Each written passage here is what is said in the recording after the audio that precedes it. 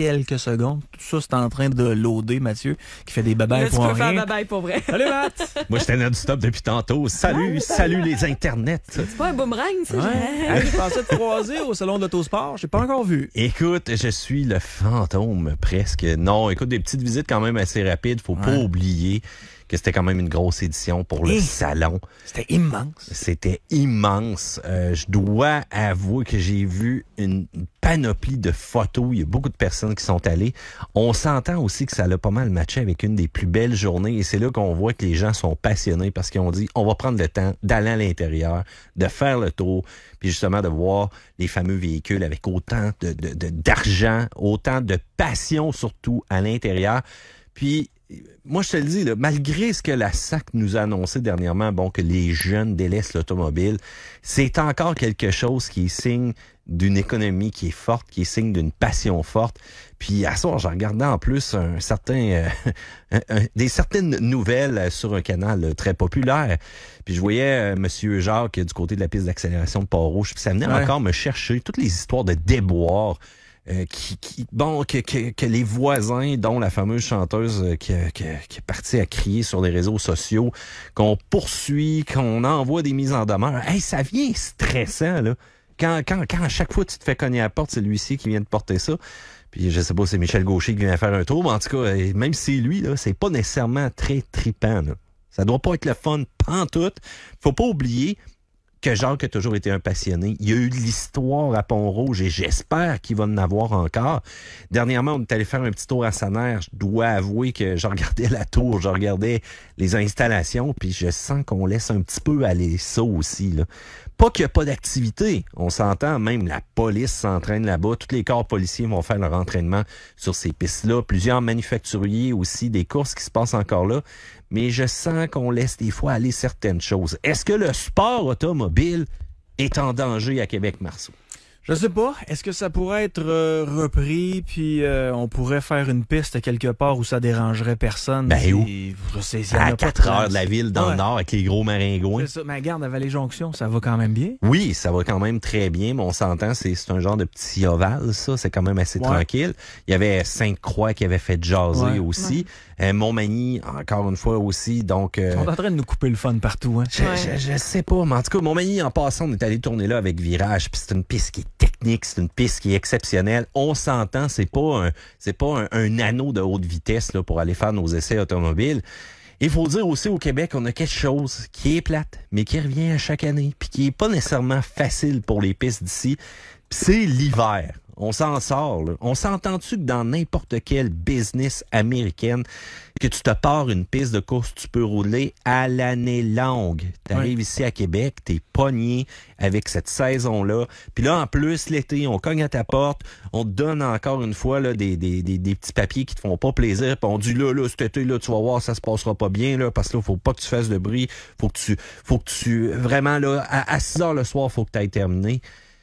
Écoute, là, c'est une business, ça attire du monde, ça vend des trailers, ça vend des camions, ça vend des véhicules, ça vend des pièces de performance, ça vend des pneus. Il y a une économie qui est reliée à ça. Puis des lunchs aussi, là, on s'entend. Ça fait rouler les restos autour, ben les casse-croûtes sur place. Là. Mais tu sais, l'avenir, là, je la trouve bien drôle, l'avenir.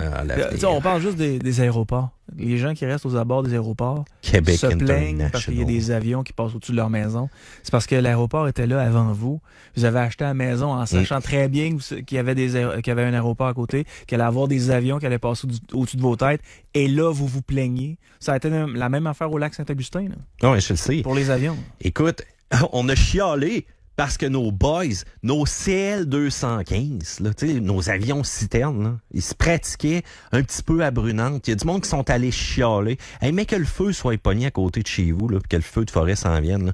Vous allez être content en tabarouette de leur faire salut dans le ciel parce que c'est eux autres qui vont vous sauver le derrière. Là, tout d'un coup, il va avoir une certaine importance à vos yeux. C'est un peu comme la police. Hein? Quand on n'a pas de besoin, on est là à rager, mais quand on a de besoin, la foi, là, c'est important là, pour soi et sa petite famille. On est-tu content de les avoir, ces boys-là? Je pense que oui. Mais je pense qu'il faut avoir une certaine zone, une certaine tolérance, puis un certain respect aussi. On s'entend, la piste d'accélération était là depuis belle lurette. Écoute, il y en a même eu, là, il faudrait retrouver mes archives, là. Il y en a même eu une à Val-Bélair. J'ai déjà vu des vieilles photos de ça, de la piste qu'il y avait. C'était une piste en terre battue, si je me trompe pas. Qu'est-ce qui arrive à notre passion? Est-ce que les jeunes vont être là pour la continuer plus tard? J'ai certains doutes, surtout quand je voyais l'article que la SAC disait aujourd'hui, que les jeunes trippent moins en moins sur l'automobile, qui sont moins en train à avoir leur permis de conduire. Puis là, c'est le fun de soit la SAC, là, un grand générateur d'argent, hein, qui dit « Ouais, il y a comme un déclin, là. Il va peut-être falloir penser à qu'est-ce qui se passe. » Hein? Parce que oui, c'est vrai que dans mon temps, tu étais capable d'acheter un petit Honda Civic à 9 999 $. Ouais. Aujourd'hui, là, ton Hyundai Accent, là, c'est pas long que c'est 14-15 000, plus ton permis qui coûte 2 fois plus cher, puis tu te regardes à l'essence, tu te retournes vers l'essence. Pourquoi ils font pas comme nous autres? J'ai commencé avec des voitures à 500$. D'ailleurs, je suis encore avec une voiture à 500$, là, mais j'ai commencé avec une voiture à 500$. Puis, tu sais, j'ai regardé les statistiques, effectivement, qui sont sorties comme quoi les jeunes sont moins enclins à s'acheter une voiture. Mais quand ils vont s'apercevoir que pour avoir une relation sexuelle avec une fille, ça prend une voiture, ils vont se monter au garage. Parce que, tu sais, aller chercher, à ta première date, là, aller chercher ta convoitée en autobus, là, quand il fait moins 40, ça marche pas. Là. Non, ça marche pas, mais, tu sais, Marceau, moi, j'ai déjà eu des discussions dernièrement, là.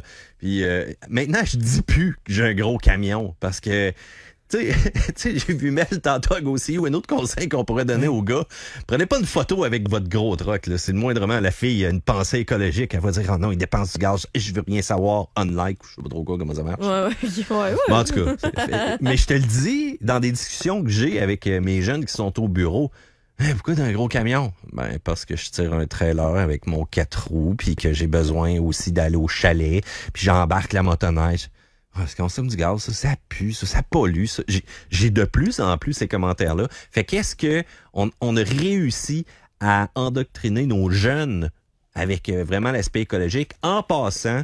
Je recycle, je fais ma part, je fais très attention à ce que je jette dans les poubelles tout le temps, mais on s'entend, mon V8 5.7 m'a toujours mettre du gaz dedans, puis je vais toujours être capable de tirer mon 4 roues pour avoir du fun une fois de temps en temps. C'est quoi l'avenir? Je le sais pas. Un camion électrique? Oh! GM, c'est ça qui va en sortir un? Ben, effectivement, là, tu sais que GM a fait parler beaucoup dernièrement parce qu'on disait, écoute, on ferme des usines puis ça va être terminé, puis en passant, on a vu les unions, j'emploie le terme américain, sortir. On a vu les syndicats crier au scandale que ça n'avait pas de sens de canceller un paquet de jobs comme ça. L'industrie de l'automobile est en évolution, que ce soit pour l'intelligence artificielle et là, le prochain gros boss qu'on entend de plus en plus parler, c'est les camions électriques. Elon Musk a lancé le bal un moment donné en lançant une image d'une Tesla qui était dans la boîte d'un camion. Il a lancé son semi, son fameux, vraiment son tracteur de route, là, littéralement. D'ailleurs, un bout, là. Où est-ce qu'ils sont, ces semis-là? Sont-ils sortis? Je sais pas. On voit pas bien. On envoie en test, mais bon, confiance. Confiance Elon, il va livrer un moment donné, mais peut-être un petit peu en retard. Est-ce que l'avenir va être bonne pour Tesla? Je regardais tantôt un beau véhicule Tesla qui est passé à côté de moi, puis il y avait une plaque personnalisée, là. Je pense que c'était... ça voulait dire plus jamais de l'essence, là, quelque chose du genre. Ouais, no fuel forever. Je me rappelle plus ce qui était écrit, mais ça voulait dire à peu près ça. Bon, puis, voyons voir l'action. Cette personne-là, as-tu vraiment acheté ce véhicule-là par souci écologique? C'est quand t'es rendu à t'acheter une plaque personnalisée pour écœurer les autres qui sont en arrière de toi, puis qui regardent ta belle Tesla. Mais t'es-tu rendu sensible à ce point-là que ça vient te chercher une petite plaque comme ça?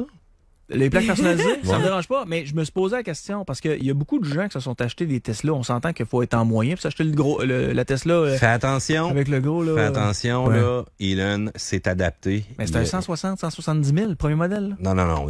Oui, OK. Effectivement, le premier modèle, t'étais vraiment dans le modèle S qui a coûté. C'est ça que j'ai vu, moi. Passé 100 000 $. Vraiment, t'avais un prix, là, de 90 000 en partant, plus ci, plus ça, comme d'habitude. Ouais. C'est ce modèle-là que j'ai vu. Effectivement, c'était pas bien donné. Mais là, on s'est adapté un petit peu plus, là. Là, on offre un modèle 3 qui va t'offrir uniquement 150 km d'autonomie. Cependant, puis là, vraiment, le prix du manufacturier tombe à 44 999 $. Puis là, ben, tu l'as pas sur le site web. Faut que tu te rentres dans un magasin Tesla ou encore que t'appelles pour accéder à celui-ci. Mais ça te permet d'avoir accès à Et là, en passant, je dis pas rabais. Et j'aimerais que les auditeurs aussi apprennent, c'est une subvention, OK, qu'on paye à ces acheteurs-là de véhicules électriques. Donc, moi, mon argent, à chaque semaine que je regarde sur ma paye puis que je littéralement, je pleure. Chaque fois que je mets du gaz, puis que je dis non, gardez la facture, je veux pas voir les taxes qui sont appliquées. Laissez faire le fond vert, là, l'argent vient pas juste du fond vert. On s'entend, là. Je pleure à chaque fois parce que je vois le nombre de taxes que j'ai. Puis là, je me rends compte qu'on donne, grosso modo, provincial, fédéral, jumelé, 13 000 $ à une personne pour s'acheter un Tesla Model 3. Mais c'est cool qu'ils prennent la plaque personnalisée. Oui. Parce qu'ils payent pour l'avoir. Ils payent. Ça, je suis content au moins pour ça. Mais mon point étant que, est-ce qu'il s'est acheté ce véhicule-là parce que c'est le meilleur véhicule électrique sur le marché ou il voulait faire du m'as-tu vu, puis prenez-moi un exemple et voici ma plaque d'immatriculation qui va vous faire suer parce que vous autres, vous n'avez pas les moyens de vous acheter un véhicule comme le mien. Bon, pour finir, la première parenthèse, Tesla Model 3, le Standard Range qu'on appelle 150 km d'autonomie. Le prix, c'est accessible, mais on a quand même un modèle qu'on appelle Range Plus, là, R+, là, souvent que les gens aiment appeler 386 km. Pour revenir à tes questions.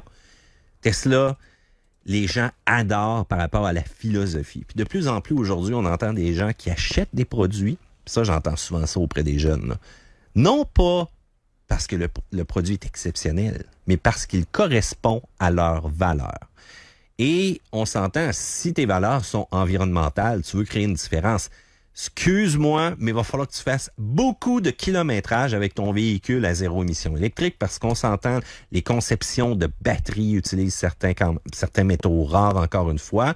Oui, on a amélioré les piles, oui, on améliore de plus en plus d'autonomie, mais la conception, la création de ces véhicules-là brûle du carbone pareil. Là. On s'entend, il n'y a rien qui est vert dans une feuille d'aluminium. Il faut aller le chercher à quelque part, le minerai. On parle de lithium. Et les mines de lithium ont pas nécessairement eu une belle publicité dernièrement. Là. Ça fait du ravage. Faut dire aussi que ça met zéro émission. Ça, c'est tant mieux. Le véhicule électrique est littéralement en avant, contrairement à un véhicule à essence. Mais on a énormément diminué les émissions que ces véhicules-là font. Les ordinateurs, les doubles injections, la consommation aussi qui est grandement réduite. Là. Dans le temps, mon vieux Ford 78, puis ça, c'est souvent mon exemple préféré. Je l'ai encore parti en fin de semaine dans le garage parce que... Ton Ford Bronco? Non, pas celui-là. Il est-tu encore à vendre? Oui, il est encore à vendre. Ouais, je sais, ça me crève le cœur. Parle-moi-en pas. On va avoir de l'argent de côté. Hey, j'ai eu un message aujourd'hui. Tout le monde le veut. Ouais. Mais on s'entend, là, restaurer, ça a un certain prix. Je ne le laisserai pas aller. J'ai une valeur sentimentale, mais c'est pas grave. Il y a quelqu'un qui vient le voir jeudi, puis là, tu viens de me donner un coup de couteau. Là, je suis plus motivé. Là. Il va falloir que j'appelle Mel pour avoir une petite motivation. OK, c'est reparti. Donc, mon Ford 78... Quoi, j'ai essayé de limiter? C'était pas bon, non? Ouais. OK. Mon Ford 78, quand tu le démarres, quand tu le pars dans un garage... Des émissions polluantes, en veux-tu, en v'là. Oui, tu resteras pas longtemps dans le garage, même si la fenêtre est ouverte, même si la porte est ouverte. Oublie ça. On a tellement amélioré les systèmes d'anti-pollution au niveau des véhicules. Impossible que tu restes avec le véhicule même une minute démarrer autour. Puis même autour, là, d'après moi, j'ai tué des œufs de maringouin en développement. Ça, c'est sûr. OK? Puis quand tu pars un véhicule aujourd'hui, souvent, même des véhicules qui vont avoir des mentions PZEV, mettons comme Subaru, ben, ça veut dire Partially Zero Emission Vehicle. Donc, on a vraiment des émissions qui sont extrêmement minimes. Donc, on a fait quand même une amélioration qui est incroyable au niveau de l'environnement, mais il faut dire que l'empreinte vraiment globale, quand on regarde au niveau de l'environnement du véhicule électrique, on a quand même un certain travail à faire. Et ces gens-là, faut qu'ils fassent beaucoup de kilométrage pour tomber au niveau zéro, vraiment. Vraiment dire là qu'ils ont éliminé leur empreinte avec leur véhicule électrique. Puis tu sais, rouler électrique... Je pense que c'est un genre de 300 000 kilos, là. De ce que j'avais vu selon c'est un reportage. Là. Écoute, il y a eu des couvertes dernièrement. Des couvertes disaient 80 000 kilos, dépendant du véhicule que tu choisissais.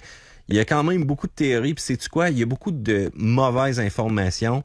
Il y en a des bonnes, mais faut savoir choisir sa source là-dedans. Puis je fais attention quand je me prononce là-dessus, parce qu'on s'entend, ma spécialité, c'est les camions, les tractions intégrales, le remorquage, ainsi de suite. Un petit peu de conduite sportive. Et qu'est-ce qu'une voiture électrique déteste? La conduite sportive. Donc, veux pas, c'est le meilleur moyen de vider ta batterie aussi dans le temps de le dire. Okay. Mais ton Bronco, est-tu encore sur Marketplace? Il y a des gens qui me disent, Yann, il est où le beau Bronco? Oui, allez voir sur Marketplace, il est directement là. C'est un Bronco quelle année? Comment? Quelle année, ton Bronco? Ah, c'est un 89. Je veux pas trop donner de détails. Tout le monde va le trouver trop vite. Là. 1989. Ouais, il est noir et rouge. Moi, je l'achèterais, là. Je le sais. Tout le monde le veut. Puis c'est quoi? J'ai roulé en fin de semaine. Ça me fait, je le vends-tu ou je le vends pas cette année? Ou je roule avec encore toute la saison. Je le remets avant la fin de l'année parce qu'il commence à me manquer de place. Mais bon, qu'est-ce que tu veux, je te dis, Fait que, y en a qui me disent, hey, c'est pas vrai qu'il pue ton truck. Oh, on va se reparler, mon Stéphane. Tu verras ça quand t'approcheras la ligne d'échappement. Donc, le truck GM électrique qui va sortir, qu'est-ce que t'en penses? Exactement. Ben là, faut faire attention. C'est pas nécessairement qui va sortir. C'est la compagnie Workhorse qui est présentement en discussion avec GM. Donc, ils veulent acheter l'usine de production qui est du côté de l'Ohio. Et là, on s'entend, GM sont pas fous là, non plus. Qu'est-ce qu'ils vendent beaucoup, GM? Ils vendent beaucoup de camions. Qu'ils vendent le GMC Sierra ou encore le Chevrolet Silverado. Et là, on dirait qu'il s'est déclaré la course à qui va avoir vraiment le premier camion purement électrique. Mais oublie pas une chose, hein. Recharger le camion, capacité de remorquage, gestion de la chaleur. Hein? C'est ça, plus que tu tires, plus que ça va prendre de l'énergie. Plus que ça va prendre de l'énergie. Fait qu'en hiver, tu tires, en plus, tu as la chaufferette dans le véhicule. Exact. Puis on se le cachera pas. Il y a des véhicules électriques qui peuvent être affectés jusqu'à la moitié de l'autonomie complète. Là, tu vas me dire, ouais, mais d'un camion, je peux en mettre la grosse batterie. Ouais, mais on rajoute du poids. Et qui dit du poids, dit plus de consommation d'énergie. À un moment donné, il faut jouer une certaine balance. Et il faut pas oublier que les camions, où est-ce qu'on sort avec ça? Mais moi, ça arrive que je traverse un petit cours d'eau une fois de temps en temps pour me rendre au chalet parce que le pont a été inondé, là, on s'entend. Ou encore, ça arrive que je fasse de la boîte puis que je fasse de la roche parce que je veux me rendre dans un endroit qui est difficilement accessible. Mais pourrais-tu y avoir un problème avec un véhicule électrique en traversant du trivial? Tout le monde sait que l'électricité puis l'eau, c'est pas nécessairement idéal. J'imagine qu'ils vont prévoir ça, là. Ben, j'espère. Et les Tesla, là, actuellement, qui roulent là, quand il pleut à boire debout, puis dans la neige, dans le slot. Ils n'aiment pas l'hiver. Non, c'est très tough présentement du côté de l'hiver pour les Tesla. Puis là, les gars vont me dire, non, t'as tort. Je m'excuse, là. Regardez le dessous de vos modèles 3. Il y a quelques petits trucs à corriger. Puis en passant, je suis totalement d'accord, c'est des véhicules qui sont récents présentement. Elon le dit, là. Faire un véhicule prototype, c'est facile. Faire un véhicule de production de masse pour le monde au complet, incluant le pire climat du monde, qui est le climat québécois, hein? Plus 10, moins 30 le lendemain. Après ça, de la slush au grand complet. C'est très difficile pour les véhicules. Ça prend une peinture qui est résistante. Ça prend aussi un véhicule qui a été conçu pour pas absorber le gravier, quasiment le 3/4 qu'on met tout partout sur nos routes là, pour améliorer la traction. Ça prend des véhicules qui sont très, très, très résistants côté pièces. Ça, je pense pas que c'est nécessairement une problématique, mais on s'entend d'aller mettre quelques petits filtres à l'huile, vraiment en position d'être affecté par ce gravier-là, par les intempéries. J'ai hâte de voir l'évolution à long terme. Et sérieusement, si vous avez payé votre premier modèle 3 90 000 $, parce qu'on s'entend, ça a parti à ça, ouais. Ça a fait mal au cœur. Je sympathise avec vous parce que oui, effectivement, des petits problèmes de peinture, ça l'arrive. Mais tu sais quoi? Ça l'arrive sur plein de nouveaux véhicules aussi. Les Mazda, ils ont eu une époque où... Ça l'a fait mal. Puis sais-tu quoi? Qu'est-ce qui fait encore plus mal à Mazda? C'est qu'on en voit encore des tout rouillés de bord en bord ces routes. Camille. T'as pas un Mazda, toi? Moi, c'est un Hyundai Accent. Il est tout rouillé? Un Mazda? Il est zéro rouillé. Ah non? Okay. Non. Je pensais que t'avais un Mazda. Non, j'ai un Hyundai Accent 2009. Fausse accusation. Non, mais là, j'étais un petit peu insulté, là. T'as un accent. Exactement. Oui, mais il est pas rouillé, il est bien entretenu. OK, mais c'est bon, tu fais tes entretiens. Tu peux faire un aparté dans ton show, Matt? Vas-y donc, mon show. Merci, Yann. C'est le show Matt Thomasin, ça? C'est bon, correct. On parle d'auto. C'est moi qui lead. Est-ce que t'as connu Angémé 30 sous, toi? Angémé 30 sous, qu'est-ce que c'est ça? C'est une légende de mon enfance. Elle était tout le temps au centre-ville de Québec. On la voyait tout le temps passer. Puis son surnom, c'était Angémé 30 sous. C'est une dame qui était tout à fait adorable. Elle parlait avec tout le monde. Elle disait bonjour à tout le monde. Mais elle avait un drôle de métier. Si vous comprenez la raison, tu sais, si vous dites, pourquoi vous l'appelez 30 sous? Angémé 30 sous. Ben, c'est parce que des fois, il fallait qu'elle nourrisse sa famille, puis elle avait une autre façon de faire que de faire une job de 8 à 5. C'était pas très conventionnel. Non, c'était pas très conventionnel. Elle est malheureusement décédée.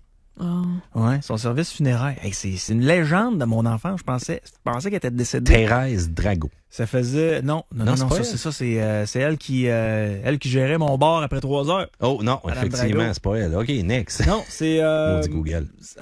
C'est Angémé Simard. Elle est comme pas trouvable sur Google. J'ai essayé tout à l'heure. J'ai vu passer ta Angémé Simard. C'est la fondation Jules Keg qui s'occupe des funérailles. Puis c'est demain, à 11h15, à l'église de Saint-Roch, avec la collaboration de l'Épine et Cloutier, là, qu'on va procéder aux funérailles de plusieurs personnes, dont Madame Angémé Simard. Monsieur Keg s'occupait d'elle depuis plus de 30 ans. Wow. Incroyable. Sérieusement, j'étais jeune, puis elle était déjà vieille. Là. Je sais pas, elle est décédée à quel âge. Je suis à peu près certain qu'elle a pogné le 100 ans. Là. OK. C'est un autre héros, ça, Gilles. Hein? Monsieur Kegel? Mais ah ouais, puis il manque d'argent comme pas possible. Lui, là, c'est du 7 jours sur 7, du matin jusqu'au soir. Un vrai motivé. Vraiment. Puis je pense qu'il y a des gens qui l'ont aidé hier là, pour ce qui est des sous qui manquaient. Là. Oui. Mais c'est tout un bonhomme, Gilles Kegel. On essaie d'y parler, mais il est tellement occupé que c'est difficile. Là. Mais moi, j'en reviens pas des gars de même qui brassent du vrai. Là. Puis quand tu regardes les influenceurs qui pensent qu'ils brassent du vrai, là, en tout cas, le comparatif est assez intense. Hey, il se promenait pas. Dans le temps, là, Monsieur Kegel, il se promenait pas avec un petit camion ou avec un petit véhicule. Il était en baissé à pédale. Ouais, il est en vélo. Hein. Pour soigner son monde l'hiver. Tu sais, quand tu dis, là... Nous autres, on a l'impression dans nos chars qu'on a absolument besoin des bancs chauffants. Là. Quand tu dis une vocation, là, c'est ça. C'est un vrai. Hey, les auditeurs commencent à t'envoyer des questions, Marc. Déjà? On va juste y aller avec batch. Le programme de la soirée. Non, on va faire ton essai récent. Oui. Yes. Ton Honda Passport. C'est oui. quoi ça? Ben, t'as pas vu le dernier Passport? Pas tout. Bon, tu te rappelles-tu dans les années 90 qui a déjà existé un Honda Passport? Pas du tout. Pas du tout? Hein? Attends, ouais, tiens, ça va. Si je te dis un Isuzu Rodeo. Oui. Bon, oui. Ben en fait, c'était ça le Honda Passport. Parce qu'il était un certain bout de temps que Honda avait un échange avec Isuzu. Puis ben c'était ce véhicule-là qui était tout simplement habillé d'un badge avec le grand H. Puis bon, c'était quand même pas si pire, mais en passant sur des véhicules qui rouillaient, là, ça aussi, c'était extrêmement intense avec le temps. Donc, écoute, ce que Honda a décidé, on va prendre le Pilot, puis on va en faire une version un petit peu plus courte. On va enlever la dernière rangée parce que ça a trop de l'air d'une minivan. On va créer le Passport, puis on va y donner une attitude un peu plus badass. Et on va dire que c'est un véhicule qui est parfait pour l'aventure. Fait que, tant qu'à ça, on va prendre un petit peu du côté du Passport, on va prendre le fameux Ridgeline, puis on va le mélanger aussi au Passport avec sa grille en avant. Fait qu'on mélange camion, on mélange le côté Pilot, son utilitaire, mais on fait quelque chose qui est plus gros que le CR-V, qui est pas mal plus intéressant. Sérieusement, là, t'as de l'espace à l'intérieur, puis t'as aussi des capacités qui sont quand même assez intéressantes. Puis quand on parle d'espace à l'intérieur, là, on a pensé aussi au cargo, on a pensé au système multimédia, qui n'est plus l'ancien que vous avez probablement dans votre Civic. Là. Vraiment un qui est communicatif, facile d'utilisation, Apple CarPlay, Android Auto. Et la beauté de la chose, Yann, OK, c'est pas un V8, mais on a gardé le fameux 6 cylindres 3.5 litres. Ça a du punch. Ah ouais. Sérieusement, là, j'ai été impressionné. En tout cas, les nostalgiques de Honda vont se rappeler le fameux son que le VTEC avait. Quand il y avait vraiment une révolution moteur élevée, tu passais 5-6 000 tours, puis là, t'entendais un peu plus fort. Mais écoute, c'est la même chose. On est revenu un petit peu à la source. Et ce qui est intéressant, c'est qu'on a aussi un système de traction intégrale qui est intelligent avec différents modes, que ce soit boue, sable, neige. Mais c'est sûr qu'un véhicule comme ça, on s'entend, bien que dans les annonces, on montre que ça a une prétention hors route moyennement extrême. Faites attention, la garde au sol est pas très impressionnante, mais au moins on est capable de remorquer quand même 5000 livres avec ce véhicule-là, ce qui en fait quand même quelque chose d'intéressant là, si on veut partir en vacances sans avoir le look minivan du pilote. Parce que ça fait mal avoir un véhicule qui a l'air d'une minivan et toi tu veux pas ça, là. Puis, tu veux pas un gars qui prend une photo sur un site de rencontre avec une minivan non plus. Non plus. C'est peut-être une super bonne personne avec plein de belles valeurs. Non, mais après ça, tu te demandes pourquoi t'es célibataire. C'est tes critères qui sont mauvais. Tes critères sont mauvais. C'est quoi les bons critères, là? Ouais. Supposons que c'est un travailleur autonome puis il a besoin d'un véhicule comme ça pour livrer des colis ou pour livrer du stock. Pizza chez Joe. J'ose espérer que c'est une voiture d'entreprise. Un artiste peintre. Non, on va vous donner un vrai truc, là. Oubliez, là, de vous prendre en photo avec votre char. Ça marche plus de toute façon. Non! Le vieux truc du BM. Comment? Oh! Ça dépend. OK. Là, approfondissons. Ben, vraiment, moi, je sais pas. Je suis une fille de char, là. C'est un beau char, puis tu le looks le moindrement. C'est un plus pour toi. C'est un plus. Moi, c'est un plus. Tu lis-tu la description? Parce que là-dedans, il peut être marqué alcoolique, consommateur de drogue dure, mais j'ai un beau char. C'est ça. Genre, ça va avec un S. Oui, je fais attention aux fautes de français, mais admettons, un gars qui a une belle voiture, je trouve. Admettons, moi, je suis sympathique. Oui. Tu me vois à côté de mon char qui a de l'air d'un corps à vidange, là. Tu me swipes à gauche. Tu voudrais pas connaître nos personnalités? Ouais. Tu vois à côté de quoi tu passes? C'est une nouvelle génération, hein? Des gens comme All looks, Dans le fond, là, tout ce que tu as à faire, c'est d'aller te payer une séance de photos sur la plage avec ton char au fond, puis tu sais, avec toi en chest, puis le vent fake d'un ventilateur. Tu réserves un essai routier une fin de semaine d'un char neuf, puis tu prends ta photo. OK, je m'en vais chez Porsche, fin de semaine, c'est parti. Non, mais c'est pas obligé d'être un char de prestige. Non, Moi, je le j'aime sais, beaucoup t'aimes les véhicules antiques. Oui, voilà. Hey, d'accord. Tu te promènes en Hyundai Accent, elle fait chier tout le monde. Avec Mais là, les mettons, chars. là, tu googles le passeport, ça marcherait-tu? Ben oui, pour vrai, j'aime ça. Ouais? Bon, Oui. parfait, excellent. Oui, fait ça que... n'a pas le look minivan. Non, c'est Voilà. sûr. Puis là, il y en a qui disaient que c'était un peu trop cher, mais la version que je vous recommande, allez-y avec la version Sport, 43 900 $. C'est la version de base, donc vous avez quand même le démarreur à distance, les sièges avant chauffants, les roues de 20 pouces. D'ailleurs, les roues de 20 pouces, ça n'aime pas beaucoup leur route. Là. Fait que faites attention si vous voulez les garder propres. Et une panoplie donc d'éléments de sécurité. Donc, c'est quand même un véhicule que j'ai bien aimé. On me demande pour ce qui est de la consommation. Ouais, là, ça fait un petit peu plus dur, cependant. Faut pas oublier qu'on a un V6 3.5, malgré qu'on a un système qui va fermer quelques cylindres quand on n'aura pas besoin de la puissance maximale, et malgré qu'on a quand même une très bonne transmission 9 vitesses qu'on a revisée. Ceux-là qui avaient goûté aux transmissions 9 vitesses, les premières ZF, les premières générations qu'on avait placées dans les modèles Honda Acura, ça faisait dur un petit peu. C'était difficile. C'était pas très, très confort. Mais là, avec tout ça, on peut mettre de l'essence régulière. Et du côté de la ville, on parle d'autour de 12 litres au 100. On va descendre 9.5, 9.8 sur l'autoroute. Mais vous me connaissez. Moi, j'ai attaché un petit trailer en arrière. Je suis allé me promener un peu. Malheureusement, on va monter dans le 13 avec ce véhicule-là. Mais ça semble être un steady 13, là, 13 litres au 100. Puis 13, est-ce que c'est beaucoup, ça, aujourd'hui? Je trouve que c'est quand même assez élevé, mais il faut pas oublier une chose. Hein? C'est sûr que si tu conduis en mode sportif, ce que je fais... malheureusement. Assez souvent. Mais écoute, je suis quand même là pour essayer le véhicule. Hein, ouais, c'est sûr que toi, il faut que tu testes le véhicule, mais les gens me font capoter. Là. Ils sont dans des quartiers résidentiels, ils partent au stop super rapidement pour freiner super fort à l'autre stop pour repartir super rapidement. Puis après ça, ils se plaignent qu'ils ont des consommations de 15, 16, 17, 18 litres au 100 en ville. Mais c'est ça, tu te promènes en comment ville. vous conduisez. Mais oui, mais il faut pas oublier aussi que qu'est-ce qui fait qu'un véhicule consomme, c'est lorsqu'il va devoir utiliser sa puissance pour déplacer sa masse initiale. C'est là que le moteur va le plus forcer. Puis ça va forcer aussi quand vous allez être en dépassement. Vous roulez 80 km/h, vous voulez dépasser, vous appuyez à fond Léon. Qu'est-ce qui arrive? Vous êtes déjà rendu à 120, oui, mais vous consommez. Est-ce que vous avez vraiment eu besoin de toute cette puissance-là, d'utiliser toute cette essence-là? Je ne pense pas. Mais au moins, on utilise de l'essence régulier. Là, vous allez dire, oui, ça boit un petit peu plus que le CR-V. C'est normal, ça tire plus, c'est plus agréable, mais il y a beaucoup plus d'espace à l'intérieur. Donc, une consommation qui est réaliste pour un véhicule qui a des prétentions de camion. OK. Lexus UX All-Wheel Drive, mais pas tout le temps. Ouais.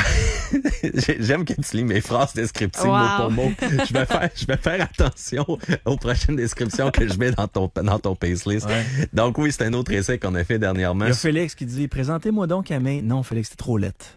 Hein? La question, c'est savoir ce qui chauffe. Ouais, c'est ça. Hey. C'est tellement difficile. Félix, envoie-nous une photo de ton char. T'as 5 minutes. Elle va trouver quelque chose à dire, Félix. Oublie ça, je présente personne. Elle va sûrement me dire. Elle va te trouver quelque chose, c'est clair. Mais tu sais, OK, c'est correct que t'as le like de Camille, là. Mais là, ta rencontre, là, ça fait pas. Puis là, toutes les autres filles t'ont pas liké parce que t'avais pris une photo avec ton camion. Fait que tu te retrouves tout seul pareil. Ouais, c'est ça, parce que je suis seule à ma gang, à ce temps, pour c'est voir. Ça. Ouais, Lexus UX. Camille, vas-y, Google ça. Le nouveau UX. UX, okay. Ouais, 250H. Ouais. Une version d'un petit véhicule sous-compact de luxe. Puis Lexus a fait vraiment un travail intéressant là-dessus parce que ça, là, c'est un véhicule que tu peux dire que t'es pas trop cassé là, quand tu pars avec ça, mais au-delà de ça, c'est des véhicules qui sont extrêmement fiables, les Lexus. Et tu dis, effectivement. Puis là, on se le cachera pas, on utilise quand même un système hybride avec celui-ci. Et là, quand tu parles d'une consommation d'essence incroyable, j'ai réussi, si je me rappelle bien dans mes photos, à faire autour de 3.4 ou 3.7 litres au 100 en partant de chez nous, de Sainte-Brigitte-du-Nord, en descendant jusqu'au travail. Puis quand j'ai remonté, j'étais autour de 4 litres au 100, 4.2. Donc, c'est sûr qu'on remonte dans les montagnes, le véhicule force un petit peu plus. Puis j'ai pas nécessairement été un désagréable pour les autres conducteurs autour de moi en étant trop lent ou autre. Mais si tu regardes l'extérieur vraiment unique, les lumières Lexus, le style, le design qui est quand même assez agressif et à l'intérieur, c'est un wow. Je dois avouer que Lexus a fait leur travail, puis c'est vraiment un des plus beaux intérieurs. On a un gros écran de 10.3 pouces qui vient quand même de base avec le véhicule. Où est-ce que ça fait un petit peu plus mal? Bon, motorisation 2 litres, 4 cylindres, 169 chevaux. Ça a l'air d'un véhicule sport, mais on s'entend, ça l'est pas, c'est pas sa vocation. Et il faut dire que le système hybride, lui, qu'on utilise, oui, on a une prétention de traction intégrale, mais il faut pas oublier que c'est des moteurs électriques en arrière qui donnent la puissance. Donc, ça va t'aider à démarrer, ça va t'aider à commencer à rouler, ça va t'aider à décoller d'une surface glacée, mais après ça, il n'y en a plus. Donc, t'es vraiment juste en mode traction. Okay. Fait que faites-vous pas avoir, là. C'est pas un Subaru, là, qui est à prise constante, avec le fameux système symétrique. Même si t'es à 120 km/h de travers, tu vas avoir encore l'aide. Ça, c'est vraiment focusé sur l'efficacité énergétique. Donc, le moteur va t'aider en situation glissante, va donner un petit push, va te permettre de passer le banc de neige, mais ça sera pas un 4x4 que t'amènes au chalet, ni un véhicule que tu vas remorquer, là. On s'entend.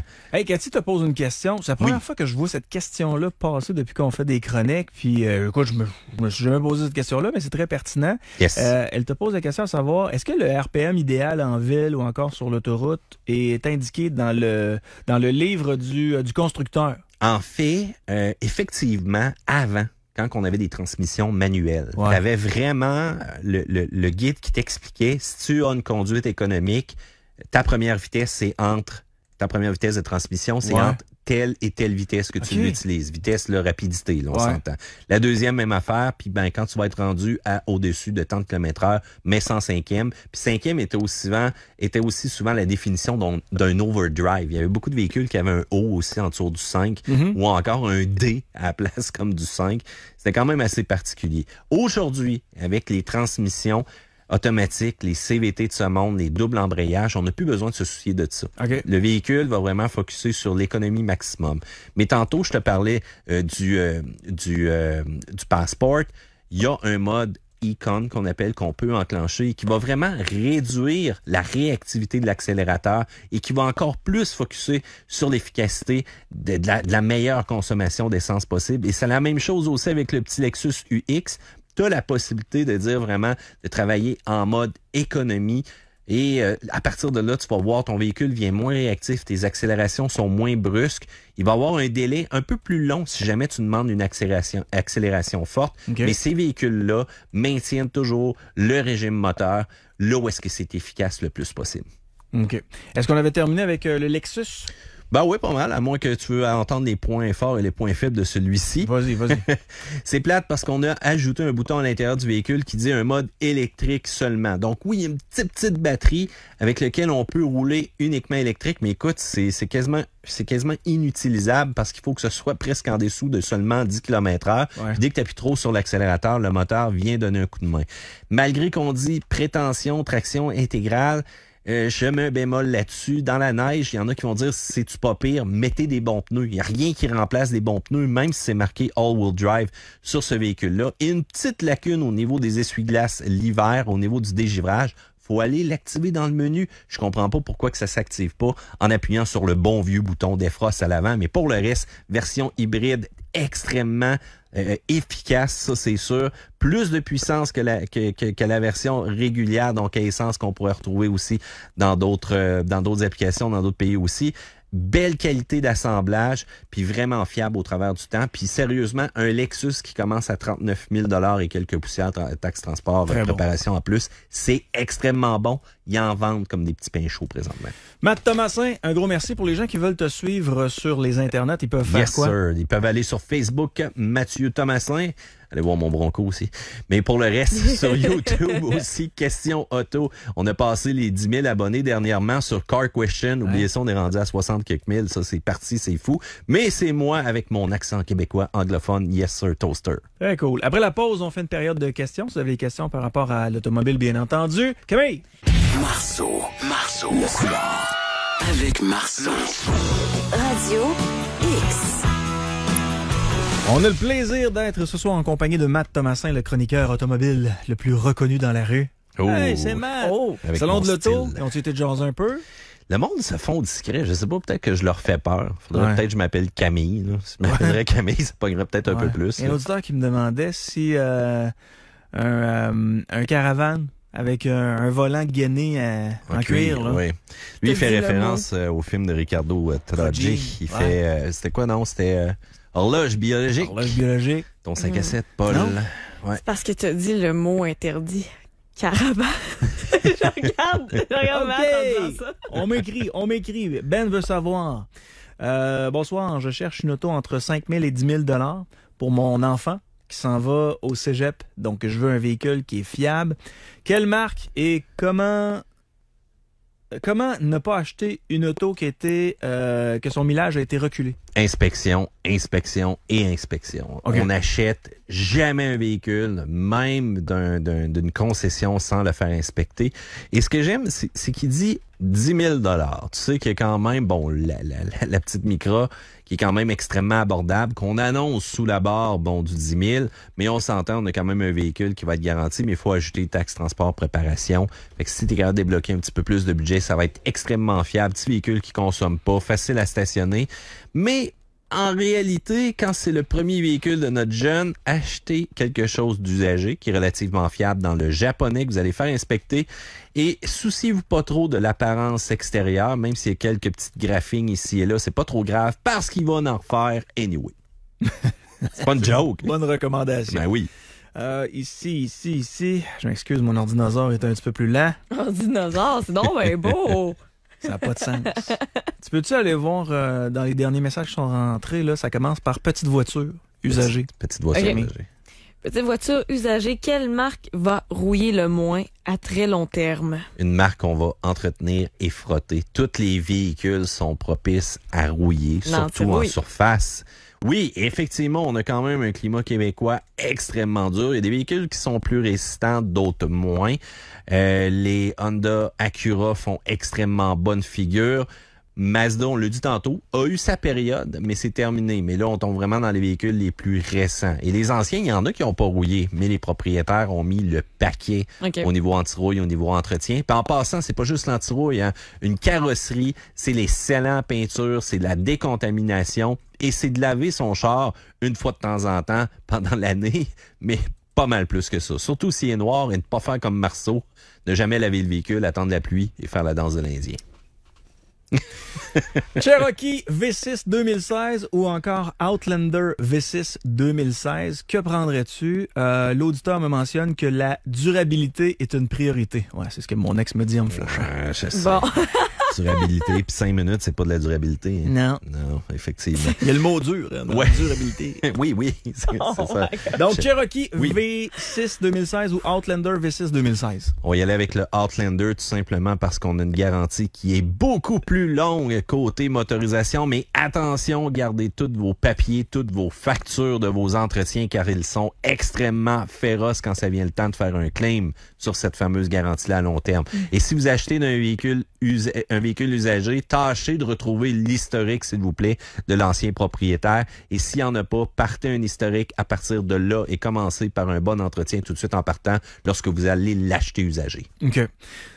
Bonsoir, j'ai une question pour Matt Thomasin. J'ai acheté un Sonata 2013 GLS de 70 000 km et je commence à lire plein d'articles qui ne recommandent pas le véhicule. Quelle est ton opinion, Mathieu? Merci, Pierre-Luc. Le moteur, c'est un 2.4. C'est plate, tu l'as déjà. Qu'est-ce que tu veux faire? À date, dans tes 70 000 km, est-ce que tu as eu des problèmes? Oui, non. Est-ce que tu as fait tes entretiens? Mais effectivement, il y a quelques rapports de ces moteurs-là qui sont plus ou moins fiables présentement. Et du côté des États-Unis, il y a quand même plusieurs plaintes qui ont été remplies du côté du NHTSA. Faites attention aussi de regarder au niveau des vibrations, au niveau des accélérations, si des fois ça serait pas correct, même aussi au niveau de l'indicateur de l'huile, au niveau du tableau de bord. Mais en tant que tel, faites vos entretiens, ça va vous vraiment vous donner là un bon indice à savoir s'il y a quelque chose qui se passe avec cette motorisation-là. Anyway, t'es prêt avec. Fait qu'assure-toi qu'il est bien maintenu. Habituellement, ça va éliminer les problèmes. Et tu m'as dit 2016? Oui. Habituellement, il y a une bonne garantie là-dessus. Habituellement, c'est encore garanti, ce moteur-là. Okay. Donc, pas trop de casse-tête. Mais si on voit que c'est un citron, ben écoute, c'est pas compliqué. Quand il va rester 6 mois de garantie, là, on le bat. Salut Mathieu, est-ce que tu es le fils de Robert? Non, malheureusement. Tu sais, ça règle. Pauvre petite Camille, il te lâche pas les maudits. Non, on la lâche pas. Yes. JS dit, bonsoir Yannick, serait-il possible d'avoir l'opinion de ton invité sur la fiabilité du RVR 2018, véhicule que j'aimerais garder un bon 7, 8 ou 9 ans.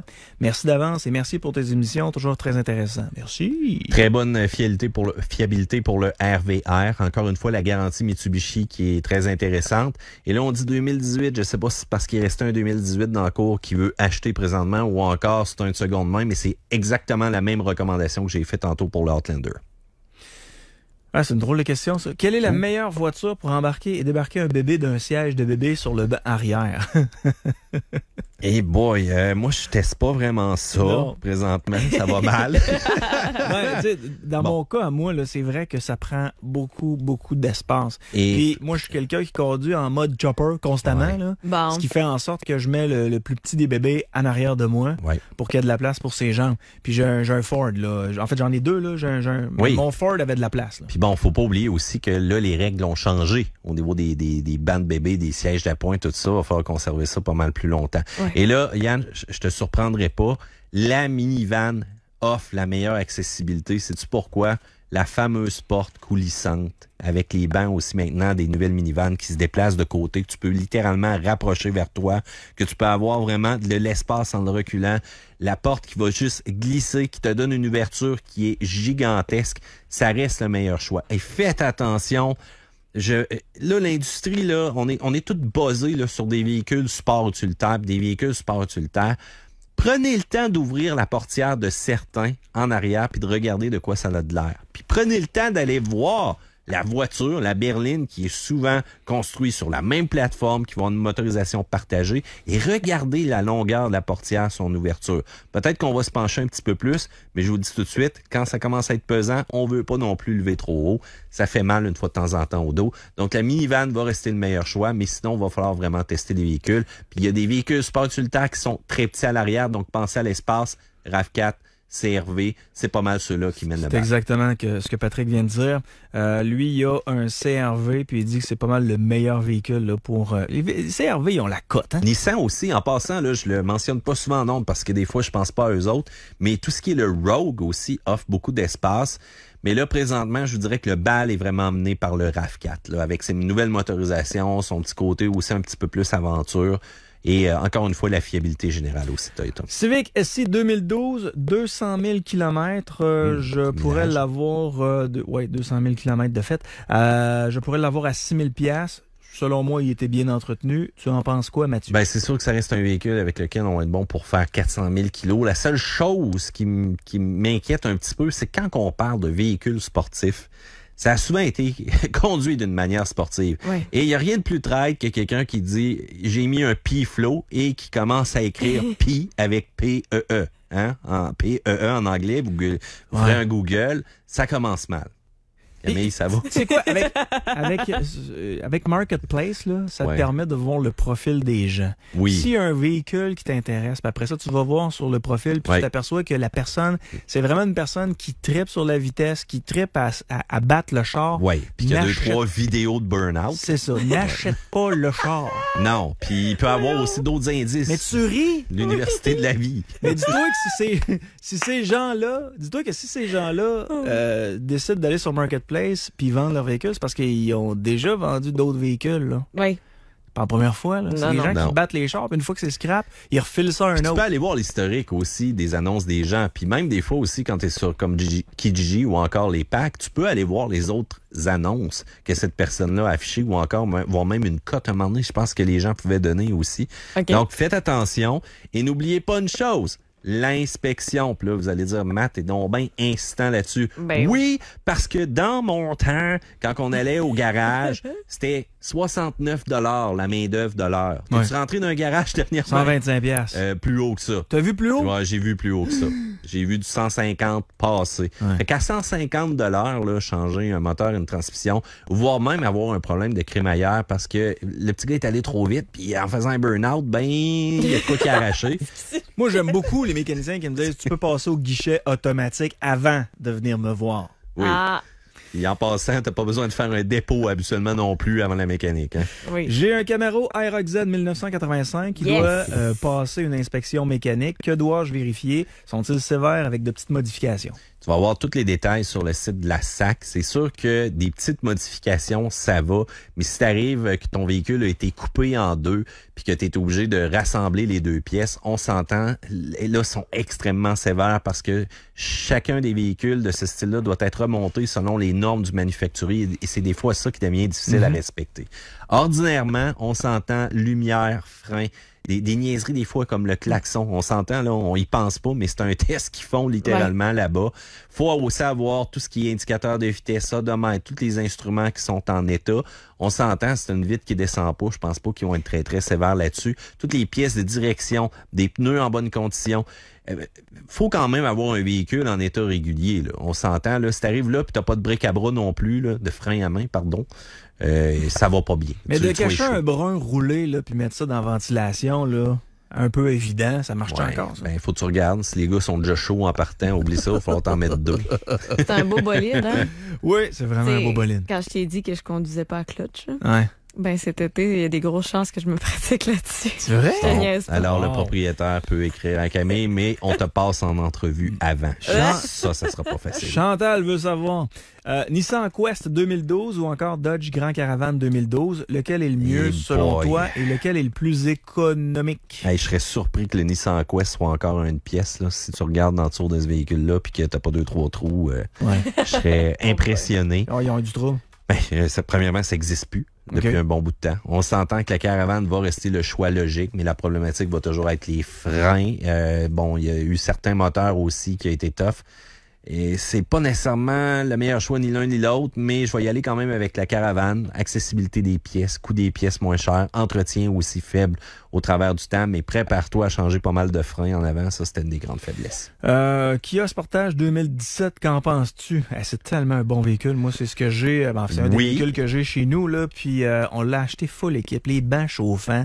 Tout, c'est petit, c'est bien fait, c'est ergonomique.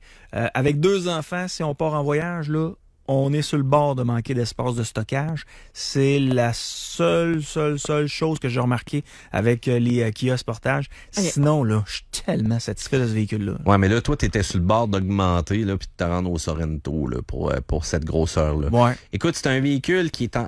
Mais je le refilais à l'autre, là. Ben, c'est sûr. Ouais, l'autre. C'est un véhicule qui est en progression, là, depuis les dernières années de manière incroyable. Il y a quand même une petite conduite qui est quand même assez sportive. La traction intégrale aussi qui est très intéressante, qui a une bonne efficacité au niveau de la neige.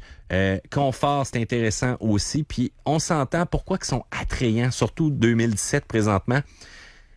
Kia, Hyundai ont encore besoin de travailler sur la valeur des véhicules. Hein. La première année fait mal, la deuxième année encore plus. Mais c'est là que toi, tu peux mettre ta main sur une loque, avoir un Kia, un Hyundai qui a un kilométrage respectable, mais qui va avoir absorbé les 2 premières années d'évaluation qui sont, selon moi, les plus difficiles sur le véhicule. À faire attention, cependant, des cas de consommation qui peuvent être élevés dépendant de la version. Et il peut y avoir aussi des petits comportements là, du moteur turbo là, qui peuvent des fois demander un petit peu plus d'entretien là, au niveau de celui-ci. Chaque moteur turbo compressé demande plus d'entretien au bout de la ligne et plus de vigilance. Et c'est une pièce qui est coûteuse au travers du temps. Donc, idéalement, on y va vers des recommandations de motorisation atmosphérique. Ouais. Quelqu'un qui me dit comment s'assurer que la personne qui nous vend la voiture est de bonne foi. C'est extrêmement dur. Mais moi, j'ai connu des histoires cauchemardesques, Camille, là, où un de mes chums a acheté un véhicule. Le gars, non, on va se rejoindre à quelque part. Donc, le gars part de chez eux, amène le véhicule dans le stationnement. Essai routier, c'est correct. On se rejoint à la SAC, on vend le véhicule. Puis, le gars repart en taxi. C'était même pas son véhicule à lui. C'était pas son véhicule, mais pas dans son cas. Dans son cas, c'est le gars, il savait que son véhicule était pas en ordre. Ouais. Il voulait pas que l'autre revienne contre lui. Fait qu'il s'est dit, garde, je l'amènerai pas chez nous parce que si j'ai un problème, il va venir me revoir chez nous. Fait que déjà là, si quelqu'un vous accueille chez lui pour vous vendre le véhicule, vous savez à qui vous avez affaire. Puis ça, c'est un exemple de choses qui peuvent arriver là, si c'est pas d'acheter un véhicule qui a déjà une balloune dessus aussi. Et boy, oui, faites attention, le fameux RDPRM, donc ça coûte un petit peu de monnaie pour faire la validation, mais c'est essentiel. Et l'autre chose, Yann, aussi, aujourd'hui, on a Facebook, allez voir, googlez des fois le nom de la personne, ça, c'est des petits trucs easy, mais de toute façon, ne vous faites jamais avoir pour un achat émotionnel. C'est quoi un achat émotionnel? C'est qu'on voit le véhicule, on tombe en amour, vous le voulez, vous êtes aveuglé complètement. Puis là, tes amis te donnent des coups de coude puis te disent « Hey, slack la pédale un peu, là. T'as pas vu qu'il y a un trou ici, là? » Puis toi, t'es là « Non, c'est ça là que je veux, c'est la couleur que je veux. C'est l'équipement, c'est la bonne, je suis en amour. » Vous allez à la SAC, vous signez. 2-3 jours plus tard, il y a un moteur qui est sauté. Inspection et prenez votre temps. Écoutez, là, c'est simple, là, allez pas trop vite dans ces histoires-là et regardez le pédigré de la personne. Ça vous montre son permis. Déjà, habituellement, on s'entend, il doit pas courir non plus 60 000 faux permis là, à Québec. Si cette personne-là semble de confiance, semble pas non plus vous mettre de pression. Hein. Derrière chaque transaction douteuse, on met de la pression. On veut aller vite. On veut que la personne n'ait pas le temps de penser et de rester du côté émotionnel et non rationnel. Donc, prenez votre temps. Puis, si vous voulez d'autres conseils, écrivez-moi, là. On va regarder ça là, pour être sûr que vous êtes safe. Oui, dernière question. Tiens, pourrais-tu demander à ton invité ce soir qu'est-ce qu'il pense de la Accent GL 2016 hatchback? Est-ce que les commentaires sont bons? Écoute, oui, ils sont bons, mais ils s'en vendent de moins en moins. Donc, c'est un petit véhicule qui est quand même très apprécié, en offrait beaucoup pour l'équipement. Motorisation encore un petit peu rugueuse, cependant. Pas nécessairement la plus économique, mais encore là, très bien équipé de base, puis parfait pour une personne qui aime se déplacer du point A au point B. Matt Thomasin, on veut te voir, sir. on veut t'entendre, on fait quoi? Ben, il y a Virage aussi à Télémag, allez faire un tour cette semaine. D'ailleurs, on s'en va essayer avec GM, les Blazers. Vous allez peut-être nous voir passer de Québec jusqu'à Charlevoix. La gang de Charlevoix, de mardi à mercredi, on va être aux hôtels Le Germain, je crois, dans ce coin-là. Tu connais ça, cet hôtel-là? Ouais. Ouais, venez donc me voir, tant qu'à y être, passez là. Ça va nous faire plaisir de vous jaser. Je vais être là avec Daniel aussi. Donc, Virage, toutes les semaines à Télémag. Car Question YouTube, Question Auto YouTube et la meilleure place, Facebook. Mathieu Thomasin, checkez ça. J'ai une belle photo avec Jeannette, là, mon gros boulier Ben d'envoi. oui, il est donc bien beau ton chien. Ouais. Puis toi, qu'est-ce que tu faisais à cet hôtel-là si t'habitais à Charlevoix? Non, mais c'est parce que je connais où est l'hôtel Le Germain. C'était anciennement la Ouais. ferme. On appelait ça l'hôtel La Ferme, mais c'est Ouais, devenu elle a hôtel flatter Le des Germain. alpagras. Okay. Ouais. Oui. Oh, un gros merci, Matt Thomasin. Salut. Toujours un plaisir. Marceau, le soir. Radio X.